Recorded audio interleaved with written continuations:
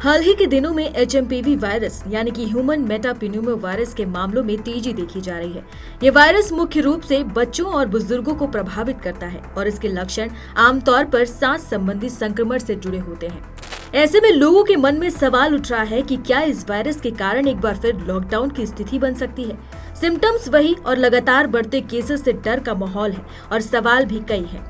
भारत की बात करें तो HMPV के देश में अब तक कर्नाटक में 2, गुजरात में 1, तमिलनाडु में 2, उत्तर प्रदेश में 1, असम में 1 समेत 9 मामले सामने आ चुके हैं। इस वायरस से पूरे देश में हड़कंप है और कोविड की तरह लोग डरे हुए हैं। इन सब के बीच चीन ने इस वायरस के बारे में एक बड़ी बात कह दी है। चीन कह रहा है कि ये वायरस नया नहीं है, ये 60 साल से इंसानों में फैल रहा है। HMPV एक तरह का वायरस है जो लोगों को बीमार कर सकता है।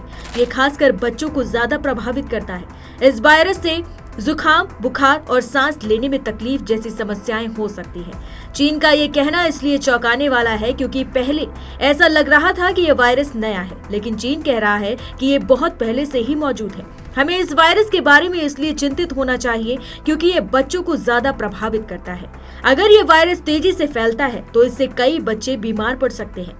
इससे बचने के लिए हमें क्या क्या करना चाहिए?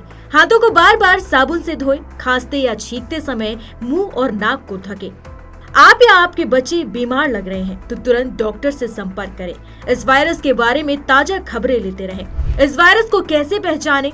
बदलते मौसम में अगर आपकी तबीयत खराब है और गले में खराश, बुखार, खांसी और नाक बहना, सांस लेने में कठिनाई, छाती में जकड़न जैसे लक्षण दिखाई दे रहे हैं तो तुरंत ही आप डॉक्टर से संपर्क करें। ये वायरस बहुत खतरनाक नहीं है, लेकिन फिर भी हमें सावधान रहना चाहिए और डॉक्टर की सलाह माननी चाहिए। चीन ने कहा है कि वो इस वायरस को लेकर विश्व स्वास्थ्य संगठन यानी कि WHO के संपर्क में है। भारत में भी इस वायरस के कुछ मामले सामने आ चुके हैं।